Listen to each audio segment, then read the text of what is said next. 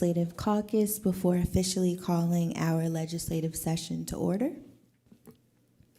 So I'll call the meeting to order immediately following the review of our agenda. Mr. Truesdale will lead our roll call. I will lead the invocation this evening. The Pledge of Allegiance will be led by Councilman Lawson. For communications, we have a presentation of the 2022 Mid-Year Finance Report for the City of Harrisburg. We will then move to the courtesy of the floor, followed by approval of minutes. We will be reviewing and approving the minutes for the legislative session that occurred on Tuesday, September 12th, 2023. Next, we have reports of committees. The first report you will hear, I will deliver on behalf of the Administration Committee on the work session of September 19th, 2023. Next, the report from the Building and Housing Committee, I will share on behalf of Chair Majors, who is excused this evening, on the work session of September 19th, 2023.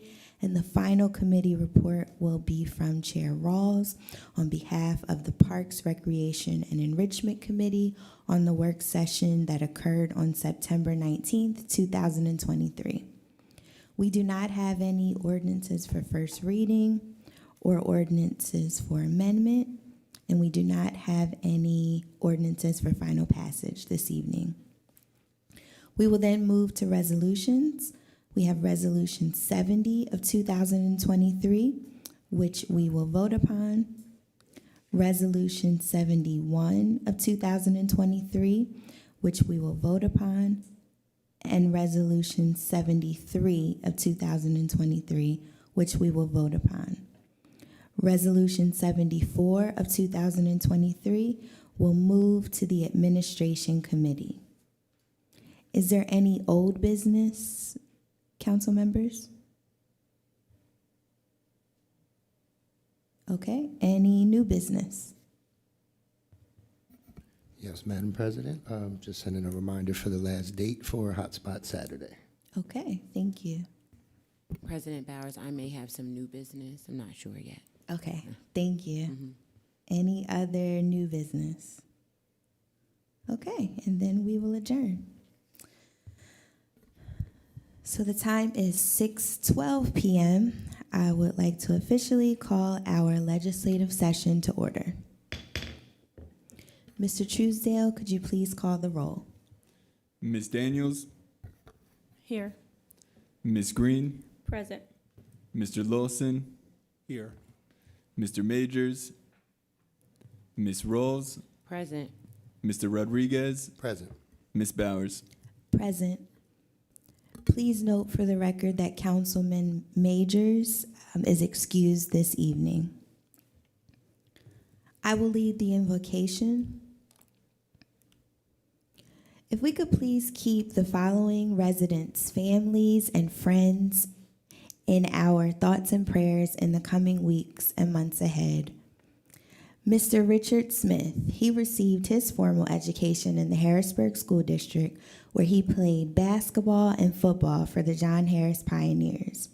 After high school, he enlisted in the United States Armed Forces, serving as a United States Marine.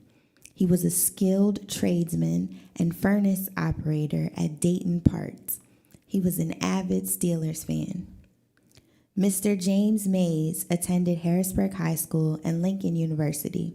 He was a licensed barber and teacher and master barber and was employed by Rich Valley Golf Course in Carlisle. Mr. Mays was known for his keen sense of humor. He devoted his time to watching football, avidly supporting his 49ers, playing poker, listening to good music, and dancing. He had style and was known to dress to impress. Mr. Hamilton Mason, a dedicated employee for the U.S. Postal Service for 38 years, he served honorably in the U.S. Air Force during the Korean War. He loved cooking, all kinds of sports, including bowling, tennis, women's football league, and he was an Indianapolis Colts fan. Mr. Terry Plummer was a talented athlete. He was a great football player for the Harrisburg Cougars. And finally, Mr. Landon Sedgwick. He was a quiet man who was a hard worker, a faithful member of Bethel AME Church, and a devoted husband. He loved his wife dearly. If you could please join me in a moment of silence to recognize those residents who have passed.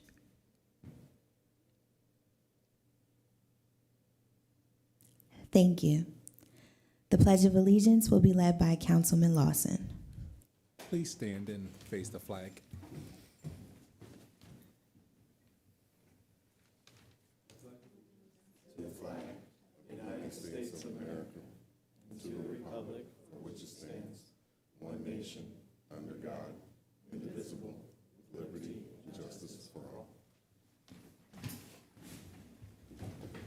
Thank you, Councilman Lawson. We will now move to communications. We will have a presentation of the 2023 mid-year finance report for the city of Harrisburg.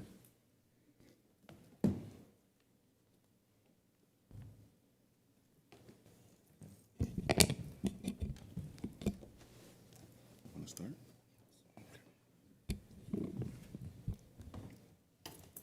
Good evening, council members. We're very fortunate that you're permitting us an opportunity to present the 2023 mid-year fiscal report. I want to make note that it was a team effort, and certainly members of our team are present here. Mr. Tim Brooks, our budget manager, one of the primary authors, will be presenting. Mr. Brian McCutcheon, the accounting manager, another author of the report.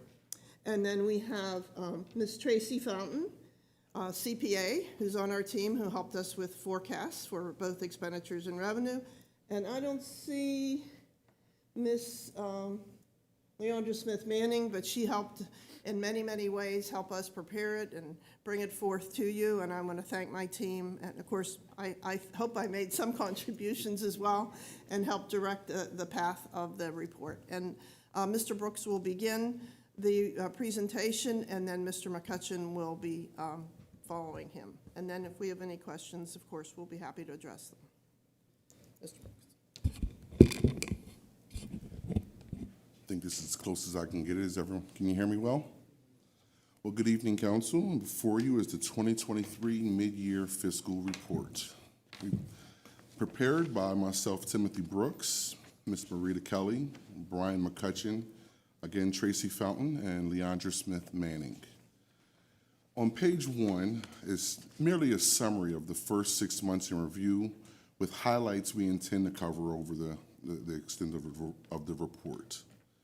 Moving along to page 2, and let me scroll while I'm doing this, my apologies.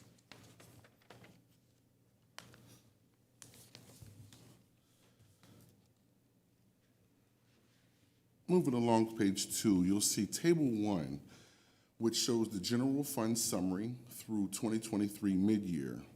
And what this table shows is a comparison from mid-year 2022 to mid-year 2023, and then mid-year 2023's numbers against our 2023 budget and its status represented as a percentage. So if we go down to see the word revenue here, of the $69,609,297 budgeted for 2023, we have earned $38,575,347, of which represents 55% of budget. Going down to expenses, of the $82,307,877 budgeted, we've spent just $38,802,096, which represents 47% of the budget. Thus, bringing us to an ending cash fund balance of $22,918,755. To go into detail a little further of how we got to those numbers, I'm going to ask that Mr. McCutcheon go over footnotes 1 and 2. Okay, Very good. Thank you, Tim. Good evening, everyone. Two things that really stand out on this schedule when we look at expenses, first 6 months of each fiscal year, 22 and 23. For 22, it's 26.5 million compared to the current year, 23 of 38.8. And what the footnote tries to accomplish here is if you read that, we add back the prior year encumbrances that were paid last year because of the approach we took not to have them impact the 2022 budget.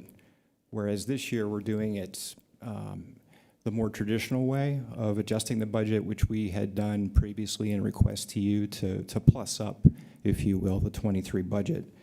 So if you do the math as it's laid out on the footnote, really expenditures with the prior year encumbrances come to 28.9 for June of 22.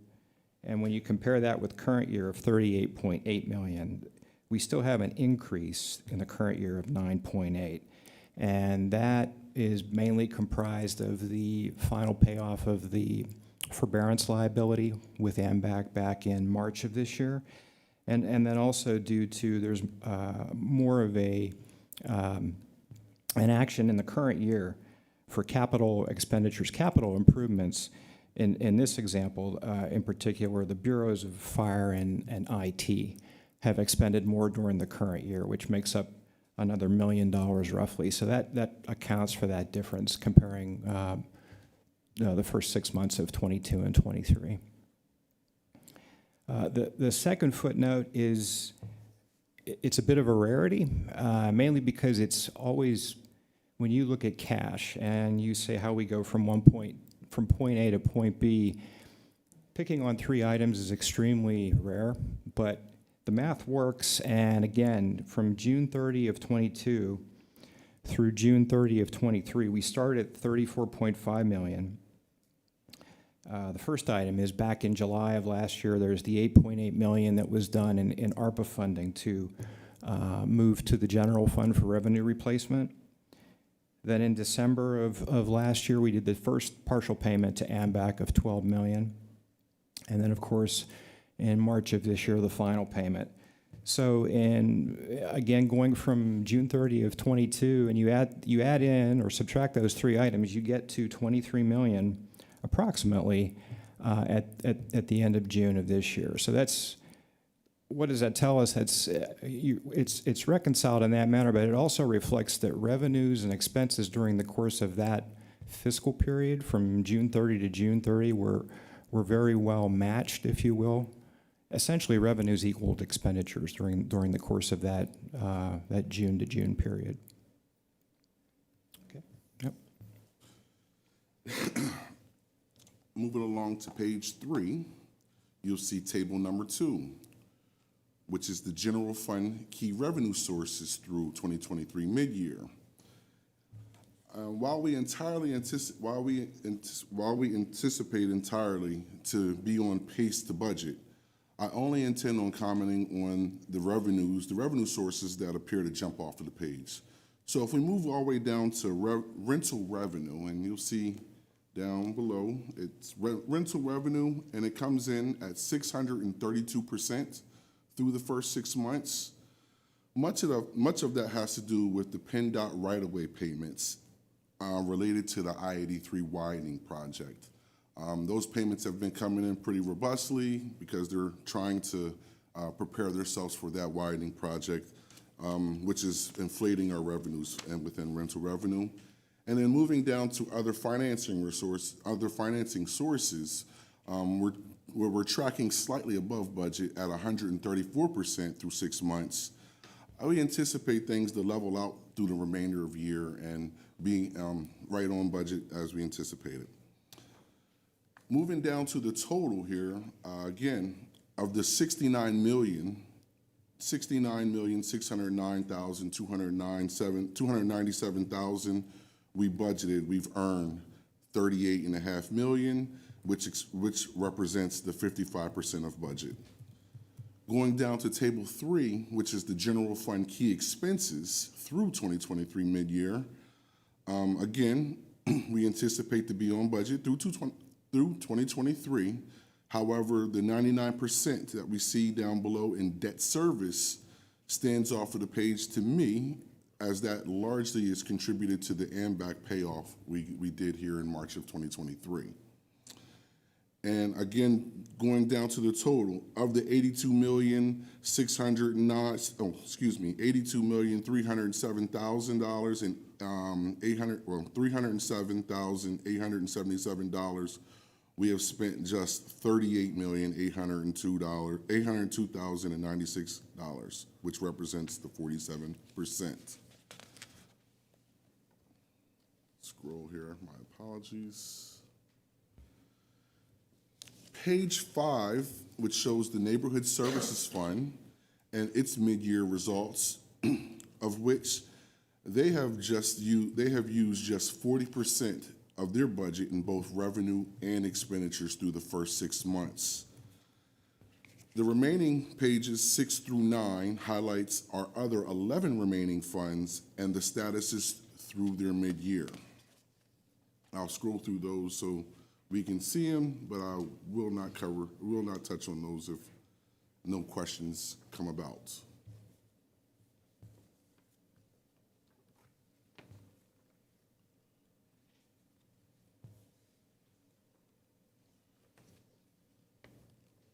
And new for 2023,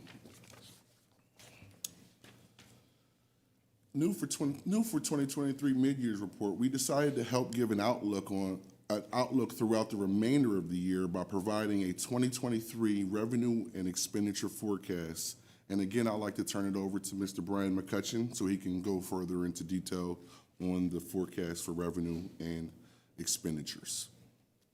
Thank you, Tim. Thank you. All right. Yes, thanks, Tim. Before I move to that, just a real quick comment on what Tim just went through on debt service. That 99% already, essentially all of our debt service has happened. That's not unusual because I think you're aware the GO debt was paid off last year. Accordingly, there's no September payment this year. So we've essentially paid off all the city's debt through June 30. What's up on the screens right now? The previous year's format on the mid-year report has been about just the comparisons from June 30 to June 30, but it just seemed it would be very more informative to add a projection based on what we've analyzed to this point. This first tab is on revenue, and it's grouped by it's not individual accounts, it's grouped by our subcategories, which are self-explanatory. It includes actuals from prior year 22. The column with the 2023 amended budget as of the end of August, again, I'm talking about trying to give you more of an update and strengthen the projection effort here. But that's the annual adjusted budget as of August 31. And then, of course, the final column is the forecast for the rest of the year. Highlighted items on here that stand out. EIT, we're projecting a little over $17 million, and I believe that to be quite reasonable because it really is trending that way based on where we are on an actual basis. And also moving ahead to future years, in particular for 2024, we see it increasing as well, and have also received a bit of a confirming analysis from our tax collecting entity, Keystone Collections. They're estimating $17.4 million for next year. So I really believe this is a reasonable projection for current year. If we scroll down a little bit, Tim, interfund transfers coming into the general fund. I highlighted both 22 and 23 just to show you in 22, what's driving that big number of 9.5 is the $8.9 million that we did in July of last year as revenue replacement. That was the first wave of ARPA funds to be utilized in replacing lost revenue in the general fund. And then the 2023 piece, you're familiar with the bill that was recently, the ordinance that was recently appropriated past this year about those health and health programs, economic impacts. We're starting to move forward on that. The $3 million is an estimate of what will happen before the end of this year, but the bulk of those funds, 30 million plus that's sitting in the federal grants fund, will be look to be utilized next year's budget. The fund balance appropriation, again, this is not a revenue, it's a source. So it's the difference between revenues and expenses on any given level. So we're projecting it to be almost 10.8 million. And again, what drives that is the AMBAC. We've mentioned that pretty much ad nauseum. And of course, the incinerator litigation matter that is ongoing still and significant, which was budgeted current year for $2 million. Another thing that we've really not struggled with, but put a lot of thought into is, this idea and using this as a budget tool, like the true revenue, pure revenue for the city. So the bottom part of this schedule reflects an effort to show that. When you come down to these totals, you're seeing 82, 80, 84 in projection. Don't want to be misleading on that because that's not a typical year of regular revenue. So the less items that are on this schedule backing out the, whatever you want to call them, outliers, wild cards, they're backed off to come down. And what's interesting is the final result. That range of 68.5 to 69.5, that is really a good comfort level from what we've seen over past recent years, and I think it's strengthening. I think we can finally say we can get up and beyond 69 million for a particular year, especially with some revenue sources that are showing signs of growth. So this is the revenue tab. Tim, if you can go to expenses. I won't belabor this. It's laid out, though, in the format as we have done with the ICA report recently submitted. It's broken down by the major function categories of the city: general government, administration, building and housing, public safety, parks and recreation. The highlighted items on here, again, we're noticing medical is strong, unfortunately. Again, that's a bit of the negative side of tonight, where we're projecting a much larger expense. We've recently had some significant claims that you just don't know how large they'll be, and also they're unexpected. So we're grappling with that. The other thing I've highlighted the other transfers. This is transfers out of the general fund. The 1.45 million, that's already been done. That's the debt funding for the debt service fund for the Verizon Commonwealth Tower bonds. That's as I mentioned, debt service is done. But we anticipate another $3 million to happen relative to ARPA funding before the end of the year. If we move down, Tim. Again, these are the function categories. Those are the two main things that I highlighted. For expenses, I did a similar presentation on what really we see as what are our true expenses. If you look where I say total general fund expenditures above, and again, those numbers, 78 million, 82, 84, again, working them in a similar manner as I had done with revenue. When you back out the outliers, you again arrive around that range, that's 68.5 to 69.5 million.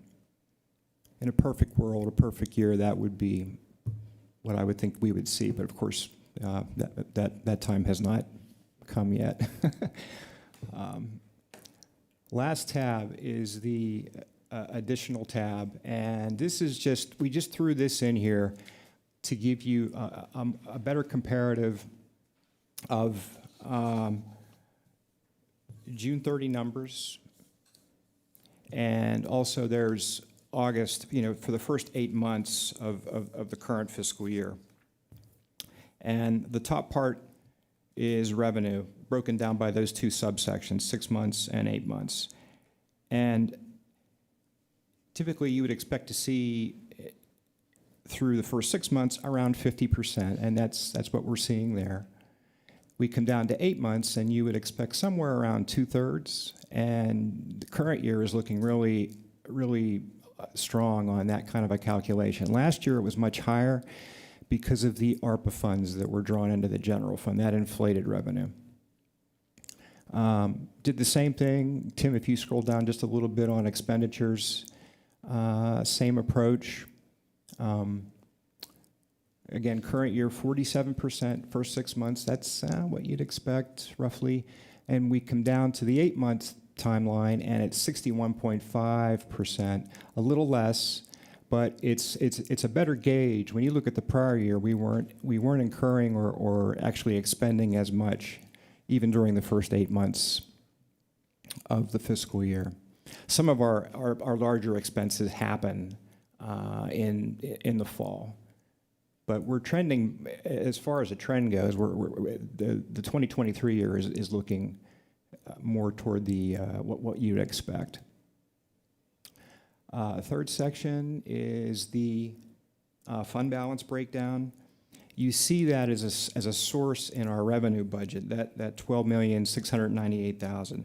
These are just the lines that make that up. Like, what exactly does that number mean? And that's what those 4 categories represent. Last item, cash. And this is a live number estimated for tomorrow based on Treasury report activity, a very strong number. I wish I could say that can hold for the remainder of the year, but that won't be the case. But this really is, there's 2 major transactions that we anticipate to happen tomorrow, and they're described there, and it's all about pension. It includes, we've received notification the state aid is going to be transmitted by the state this week. And then also we have set up the annual wire transfer for the police pension plan, the MMO.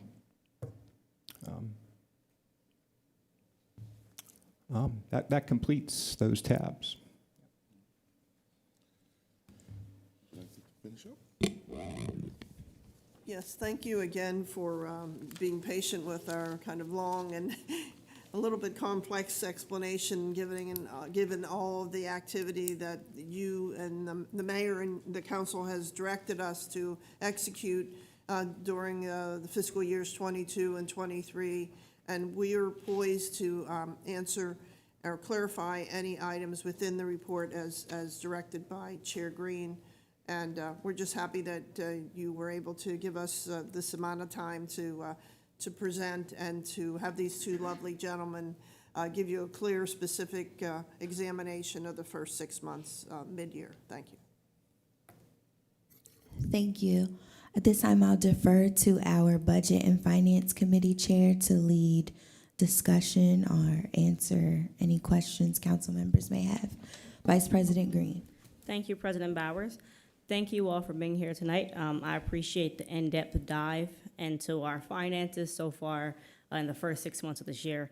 I think it's really important for us to get an update, but most importantly for the public to get an update so that we can all be aware of what's going on and what great track the city's on. I don't really have many questions because I did meet with you guys before and kind of discuss these. Just one thing, if you could just give the public an update on some of the goals that you guys have had over the last year. So I know during budget season, we talked about like what are department goals. One of them was like capital project planning. So if you can just give an update on where the department's at, I'd appreciate it. Sure, yes, thank you very much, Chair Green.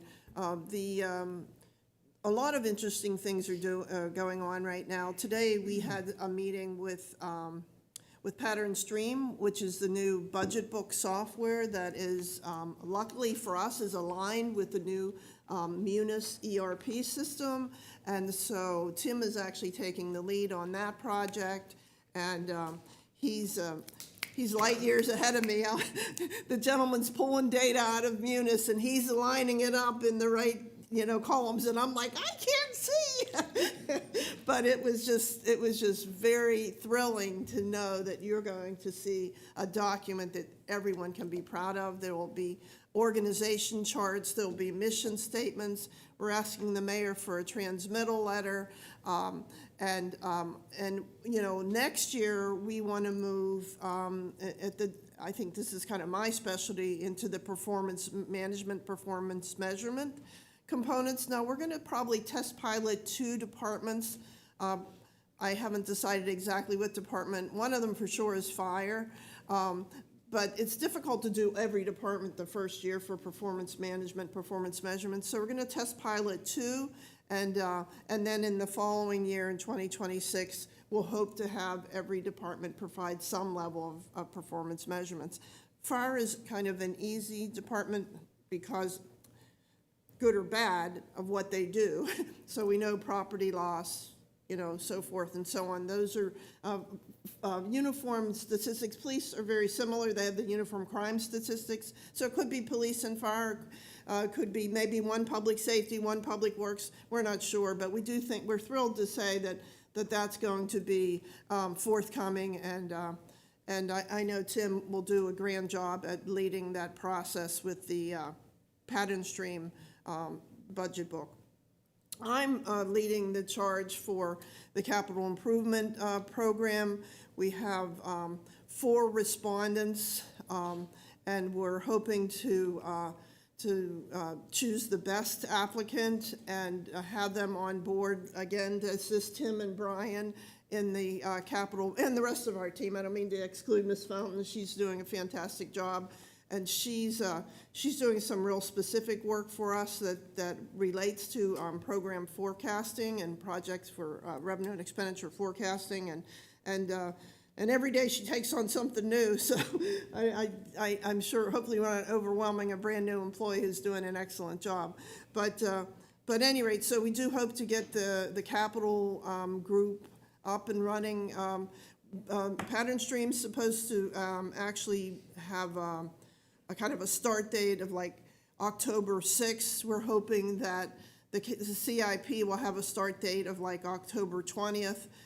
Both are, believe it or not, enough time to get excellent information to you 1 month later for presentation. Now, again, the capital budget will resemble very much what it looked like last year, but one thing we will roll out, supposing you permit us to, is the strategy to actually take us to the 5-year forecast for capital improvement budgets. But that will come a little later, just because we had hoped to get the process started sooner. A number of issues came up that we had to delay it, including we have very strict standards and strategies within our legal department to help us stay on track and make sure we issue RFPs appropriately. So we're excited. We're going to be presenting again to you next Tuesday, and I'll have more specific and specificity, if you don't mind, because I wasn't exactly sure what all I was to present for tonight, but we'll have a little more specificity for everyone on some of those newer projects. But we are thrilled that we're moving up and moving on, and hopefully you'll be much, much, much more proud of the document we submit to you in the coming months. All right, thank you very much. Excuse me. Thank you, and thank you for that update. I guess I don't really have any questions, so I'm going to start to my far right with Councilman Rodriguez. Do you have any questions or comments regarding this presentation? Thank you, Madam Chair. Thank you all for joining us this evening. Just one question in regards to the forecast for the concern with projected increase in medical claims. Do you feel that would be like due to negligence or more training, or what's your input? No, unfortunately, and Brian can correct me if I'm wrong, but it boils down to, tragically, some very, very, very sick people. And once you hear that C word, which I'm a breast cancer survivor myself, our recovery is costly. And so most of it is real time, real situations. We had an invoice just 2 weeks ago that we all fell over when we saw it, but it's not due to negligence. It's not due to, we actually have very good employees who actually do their annual PCP, you know, physician care session with their doctor. And I'm not saying everybody, but many people, especially people, you know, over the age of 30 are more prone to do that. So it's just a set of circumstances. It could be population, it could be environment, it could be any number of factors, but unfortunately, now those aren't that's not the only disease that's a major impact to the city, but I'm not a doctor, so I won't go into the others, but that's the one that's because of the chemo and some other related drugs that are just very, very successful, but very, very costly, so to Yes. speak. Thank you for that. No I hope further I'm questions. permitted to say that much. You have to be careful with the health issue. Councilwoman Daniels, any questions or comments? No, I'll just send them by email. Oh, thank you very much. We'd appreciate that. Thank you. President Bowers? Thank you. I have two questions. The first, I think this would be geared for Mr. Brooks. I think you mentioned this. It's on page 3, table 2.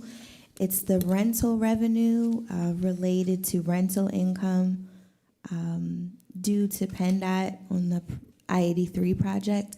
I was just wondering if you could speak a little bit more to that. All right. Well, I'm not sure if everyone knows that PennDOT, the state transportation authority, is going to be widening the 83 section from, I believe, Cameron Street all the way up to where Bass Pro is. And part of that is them purchasing properties adjacent to the highway.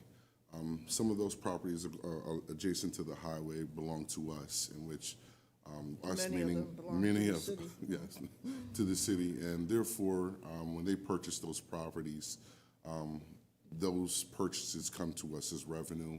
Therefore, that inflates that rental revenue for for the first 6 months of the year. It's a little bit of a misnomer, which is why you might be having in that question in the back of your head. Unfortunately, in revenues, we see misnomers from time to time, but factually, it's the permits and related issuances that PennDOT purchases from us, and therefore we collect that as a revenue source. And it's extraordinary this year because it's the first year, the start of the project. Although the project is supposed to could go as long as 5 years. You know, it's quite a significant widening.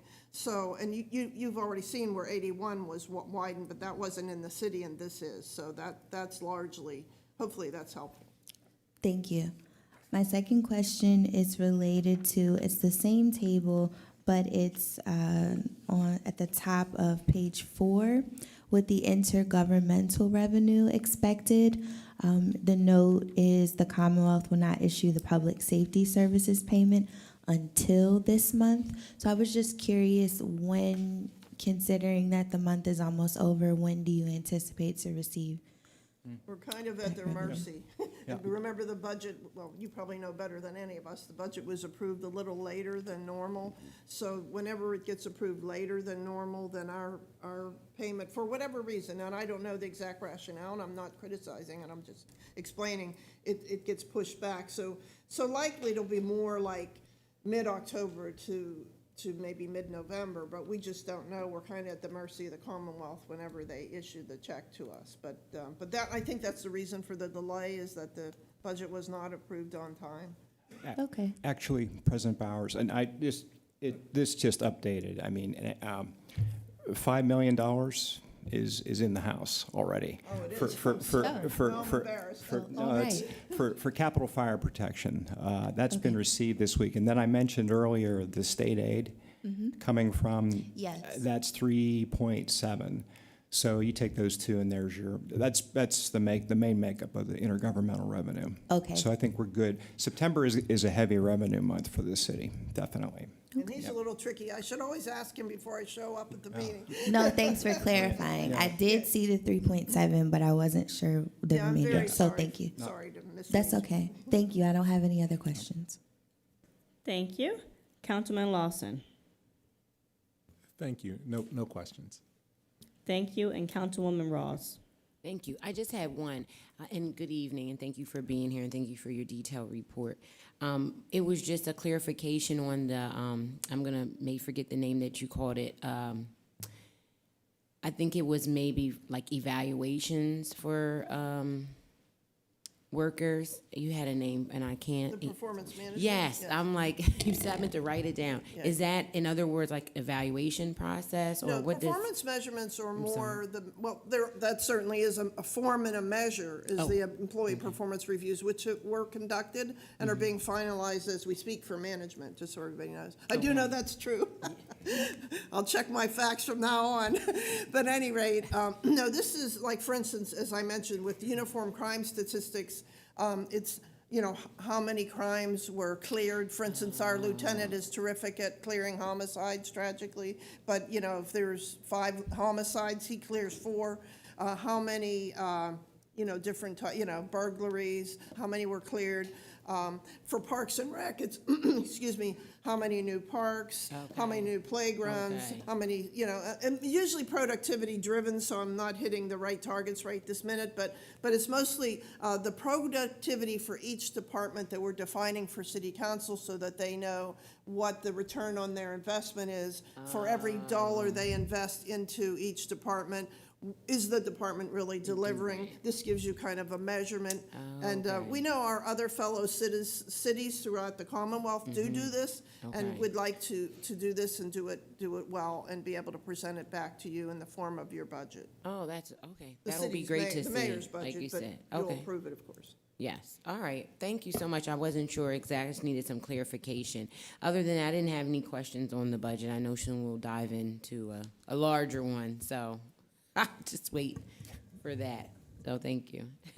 All right, thank you. Anyone else? Seeing none, thank you very much again for being here tonight. I appreciate the presentation. I appreciate all your hard work. Thank you, and thank you to my team for their dedication and hard work, and that includes Ms. Fountain and Ms. Smith, who hasn't made it here yet, but I know she's extraordinarily busy and has other commitments, but she's a definite major commitment and major contributor to all these activities. Thank you. And before you go, would you like to introduce, don't you have someone new in the grant department? Oh, yes, I would like very much to introduce Nate Helwig. He is the assistant grant writer to Miss Rebecca. I was trying to wait till she got here because she's on vacation. That's probably the first vacation she's taken in 5 years. And Nate's already hit the ground running. Everybody seems to get along with him. He seems enthusiastic. Unfortunately, he's stuck in a receptionist's desk outside my office until we get his office constructed. So he's been very generous and genuine about, having not such a great seat. But he's also saying it's not a bad seat because he's learning all about procurement, about finance, about budgeting, about accounting. So sometimes sitting in the center of everything, you can learn things, especially when you're new. So do you want to stand up and say a word of welcome yourself, please? Hey guys, I'm Nate. Lived around the area for most of my life, so I'm super excited to be with the Financial Bureau and also learn how the process of government works. So yeah, thank you guys for inviting me to the city, and I hope next year is great. Thank you. Thank you again, President Bowers and Vice President Green, and council members. Thank you so much. Thank you, and welcome. We look forward to getting to know you and your work. I'm sure we'll hear about your work rather quickly, I imagine. We will now move to courtesy of the floor. Just a few housekeeping notes before we get started. If you could please state your name and your address for the meeting record. If you don't feel comfortable sharing your address, please share the vicinity in which you live within the city. You'll have 2 minutes to share your comments, and Mr. Truesdale will serve as our timekeeper. I'll begin to my right. Is there anyone that would like to offer public comment?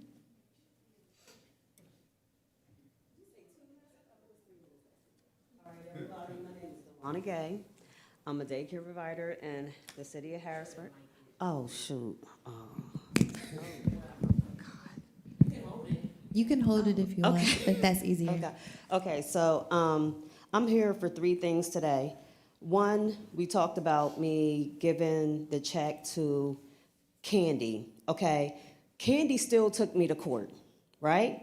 Now, she knew she had these 2 checks in her possession on the 14th and the 15th of September. She never cashed the checks. I called Patty Kim's office yesterday morning, and they actually gave her a call. I emailed her at 7-something in the morning, called my bank today. She finally put my checks through yesterday after she got the calls. I don't know if she's targeting me. I don't know what her problem is. My bank actually will cash your check the same day you put it in. That's how my bank goes. So, and another thing is, actually, I had called daycares, right? If I'm paying $310 a year for these mercantile license and people are paying $135, I addressed that to Candy months ago. She said it wasn't true, but it is true. I know these daycares, they probably like, oh my God, I told her I paid $135. Well, we all gonna pay $135 because I'm not gonna pay $310 and everybody else is paying $135. I don't care if you did daycare 30 years ago. I was paying $135 when I started. That's where I should be at. And I'm asking today that the city ordinance for daycares is removed in the city of Harrisburg. Thank you. Thank you. Is there anyone in the middle section that would like to offer public comment? Hi, my name is Josh Miller. I am a pastor at Grace Bible Fellowship Church in Colonial Park, and I reside in Colonial Park as well. Madam President and the rest of the council members, it is an honor to stand before you. Thank you for this opportunity.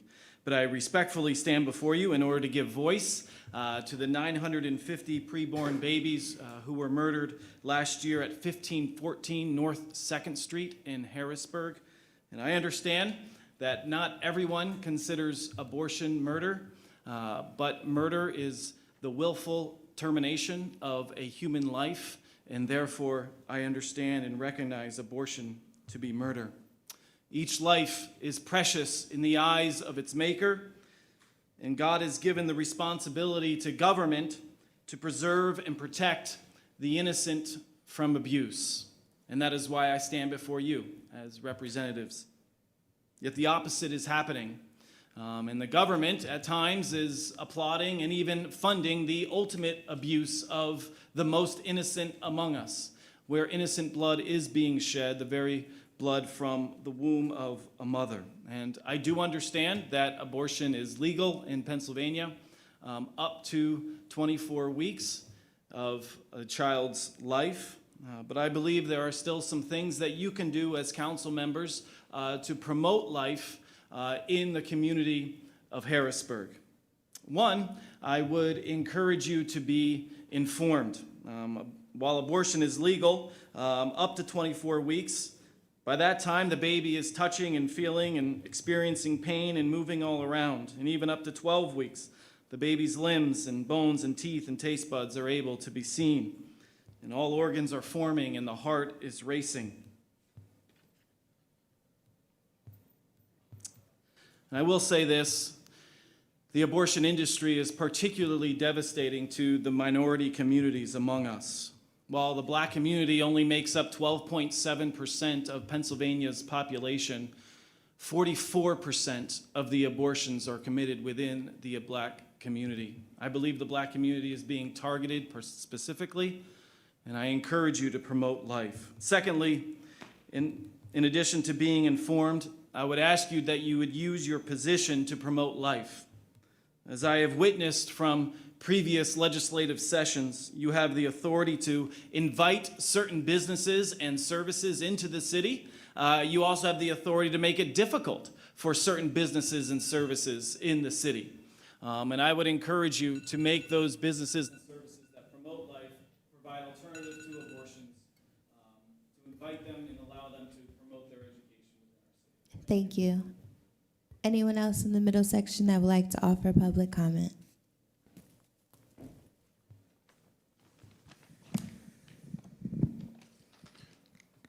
Good evening. My name is Wyatt. I live on Centerfield Road in Harrisburg. Proverbs 6.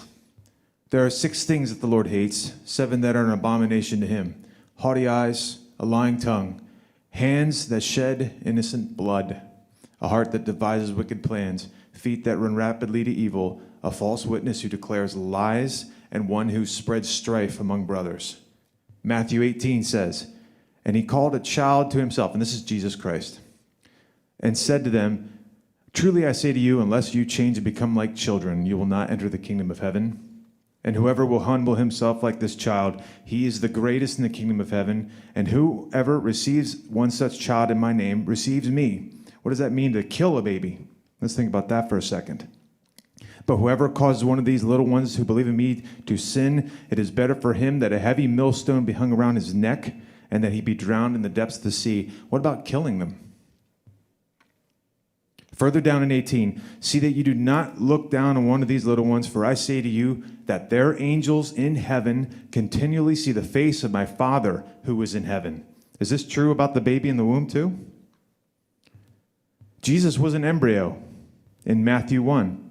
Now the birth of Jesus, the Messiah, was as follows. When his mother Mary had been betrothed to Joseph, before they had come together, she was found to be pregnant by the Holy Spirit.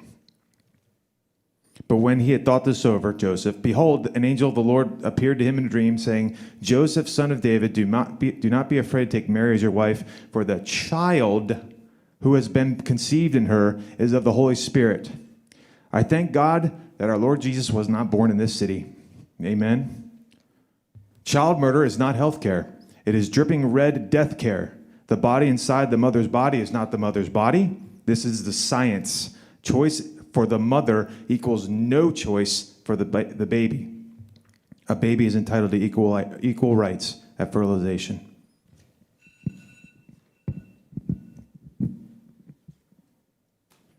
Thank you. Is there anyone to my left that would like to offer public comment?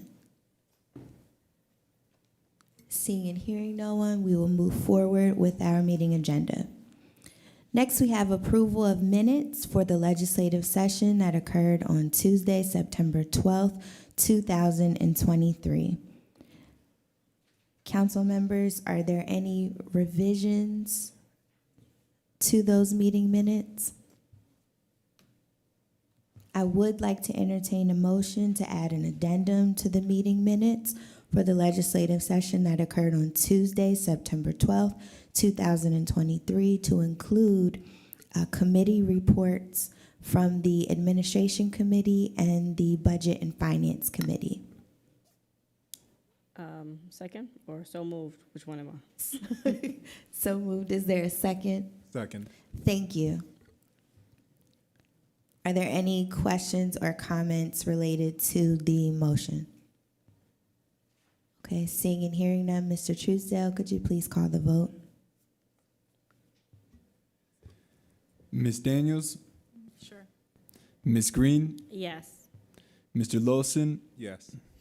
Mr. Majors, Ms. Rose, Yes, sorry. Mr. Rodriguez, Yes. Ms. Bowers. Yes. Amendment passes by a vote of 6-0. Thank you.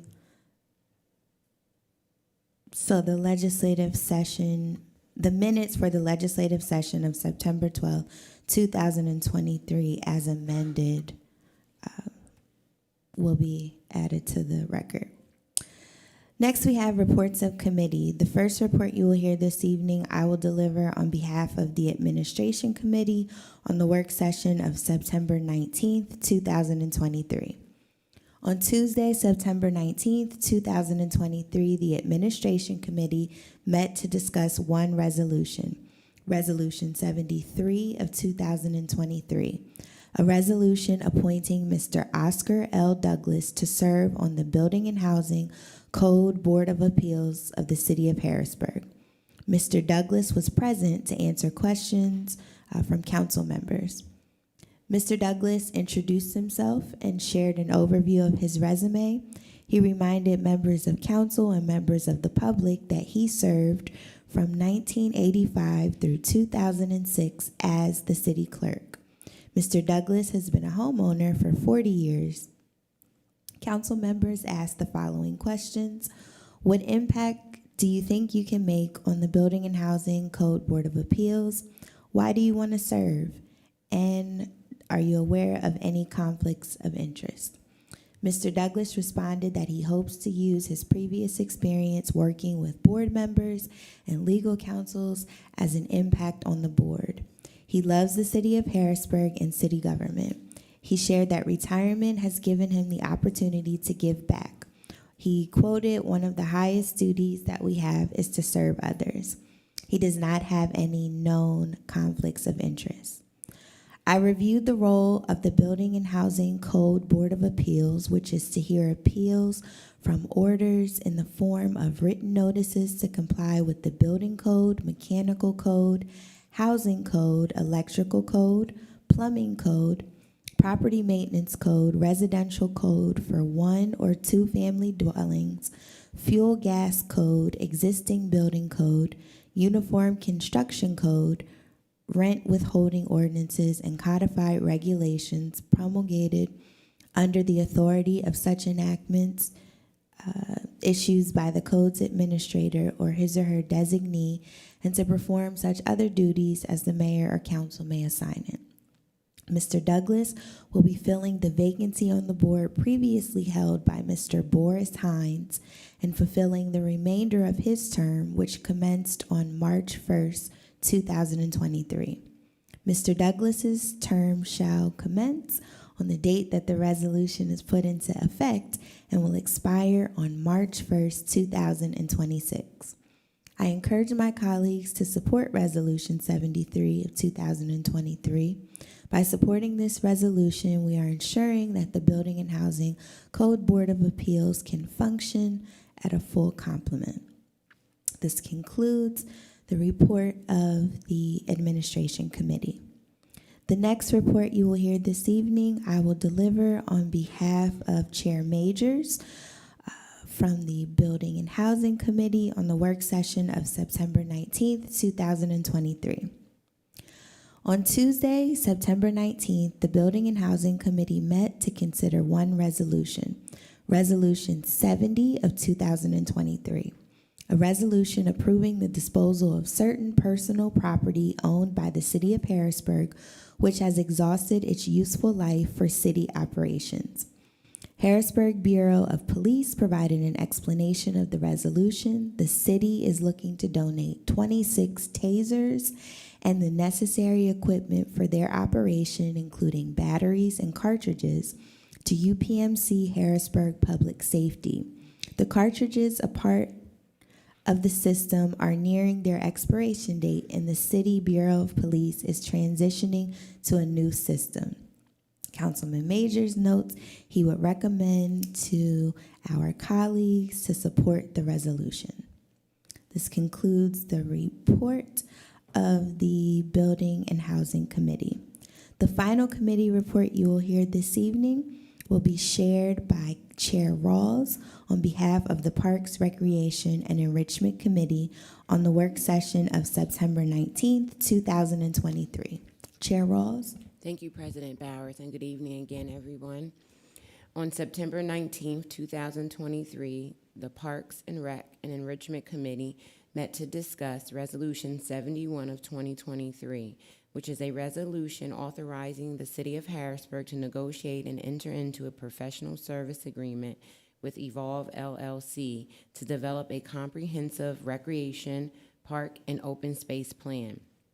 Harrisburg City Facilities Director, Mr. Baker, joined us to speak about this resolution. He explained that the city has been given a grant that allows the city to hire Evolve LLC to conduct a study for the open green space in the city, as well as a playground study. The firm will do a study to see how Harrisburg can make its parks and green spaces more accessible, as well as provide a long-term plan. Director Baker explained that this particular study is different from the one that was done for the comprehensive plan because it is more of an overarching plan. It will identify the need and cost to help build the framework for future grant applications. It will not only look at parks, but also green spaces such as lots. Director Baker further explained that DCNR has already approved the city with grant money for Evolve to conduct the study. The grant is a 50-50 match. Harrisburg will match the grant with funds from the general fund. The meeting concluded with Director Baker stating the study would start in November and hopefully conclude in the spring. After the study is completed, the city will have documentation on what the city needs. The information gathered can be used to apply and receive grants, as stated earlier. My fellow council members asked questions such as, will any planning such as walkability, connectivity, and other items of the comprehensive plan be looked at through this study, and how was Evolve chosen? I'm asking my fellow city council members to vote yes for this resolution. I'm asking for a vote of yes because Harrisburg residents have concerns about the accessibility of our park system and the vision for our open green spaces. Evolve could assist in next steps in moving Harrisburg forward and creating a vision to help our city grow. Thank you, and that concludes the work session of the Parks and Rec and Enrichment Committee. Thank you. We do not have any ordinances for first reading or ordinances for amendment, and there are no ordinances for final passage. We will now move to resolutions. The first resolution for consideration this evening is Resolution 70 of 2023. Mr. Truesdale, could you please read it into the record? Resolution 70, 2023, a resolution approving the disposal of certain personnel property owned by the city of Harrisburg, which has exhausted its useful life for city operations. Thank you. Council members, are there any questions, comments, or concerns related to Resolution 70 of 2023? Okay, seeing and hearing none, Mr. Truesdale, could you please call the vote? Ms. Daniels, Yes. Ms. Green, Yes. Mr. Lawson, Yes. Mr. Majors, Ms. Rolls, Yes. Mr. Rodriguez, Yes. Ms. Bowers. Yes. Resolution 70, 2023 passes by a vote of 6-0. Thank you. Next, Resolution 71 of 2023. Mr. Truesdale, could you please read it into the record? Resolution 71, 2023, a resolution authorizing the city of Harrisburg to negotiate and enter into a professional services agreement with Evolve LLC to develop a comprehensive recreation plan and open space plan. Thank you. Council members, are there any questions, comments, or concerns related to Resolution 71 of 2023? Seeing and hearing none, Mr. Truesdale, could you please call the vote? Ms. Daniels, Yes. Ms. Green, Yes. Mr. Lawson, Yes. Ms. Rolls, Yes. Mr. Rodriguez, Yes. Ms. Bowers. Yes. Resolution 71, 2023 passes by a vote of 6-0. Thank you. Our final resolution for consideration this evening is Resolution 73 of 2023. Mr. Truesdale, could you please read it into the record? Resolution 73, 2023, a resolution appointing Mr. Oscar L. Douglas to serve on the Building and Housing Code Board of Appeals of the City of Harrisburg. Thank you. Council members, are there any questions, comments, or concerns related to Resolution 73 of 2023? Okay, seeing and hearing none, Mr. Truesdale, could you please call the vote? Ms. Daniels, Yes. Ms. Green, Yes. Mr. Lawson, Yes. Ms. Rolls, Yes. Mr. Rodriguez, Yes. Ms. Bowers. Yes. Resolution 73, 2023 passes by a vote of 6-0. Thank you. Resolution 74 of 2023. Mr. Truesdale, could you please read it into the record? Resolution 74, 2023, a resolution recommending the appointment of Mr. Daniel L. Snow to serve on the Tri-County Regional Planning Commission for a 2-year term. Thank you. Resolution 74 of 2023 will move to the Administration Committee. Is there any old business for discussion, council members? Actually, I forgot to bring this up. I received an email indicating that the company that we retained to do our foreclosure registry had gone bankrupt. So can someone let us know who is handling our foreclosure registry since then? Sure, I can't update you as to the company that's handling it right now. We are still receiving the checks and having them deposited through Treasury is how it's currently operating. But the process moving forward, once that's figured out, we're happy to provide the update to council. And do you know when they went into bankruptcy?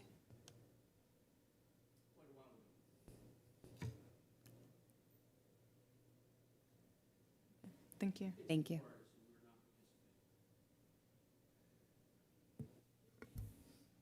Any other old business? Okay, seeing and hearing none. New business, Councilman Rodriguez. Thank you, Madam President. Just wanted to send a reminder that October 7th of '23 will be the final weekend for this year's Hotspot Saturday. It's been going phenomenal.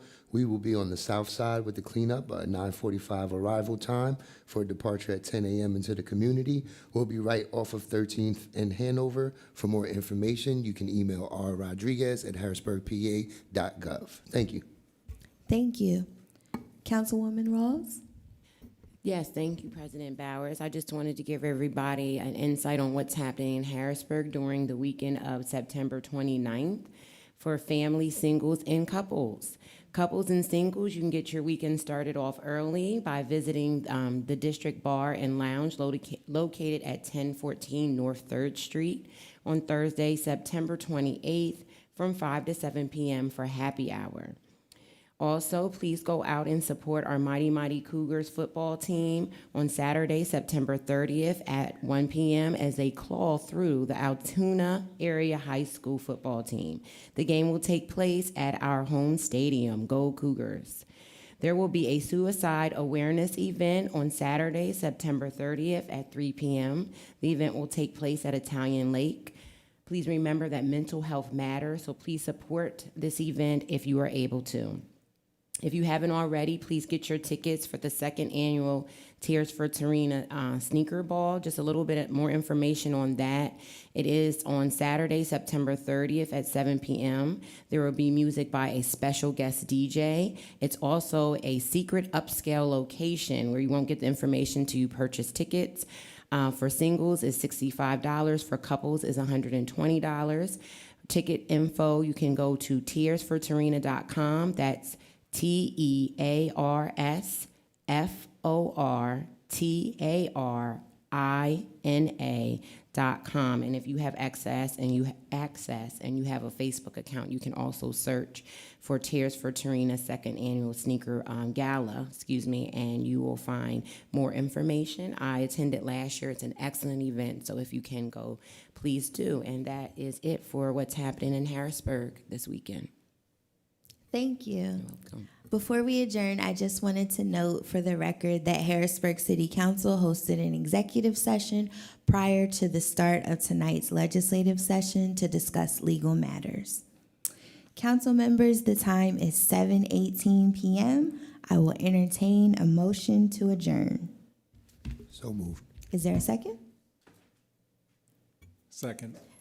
Thank you. We stand adjourned.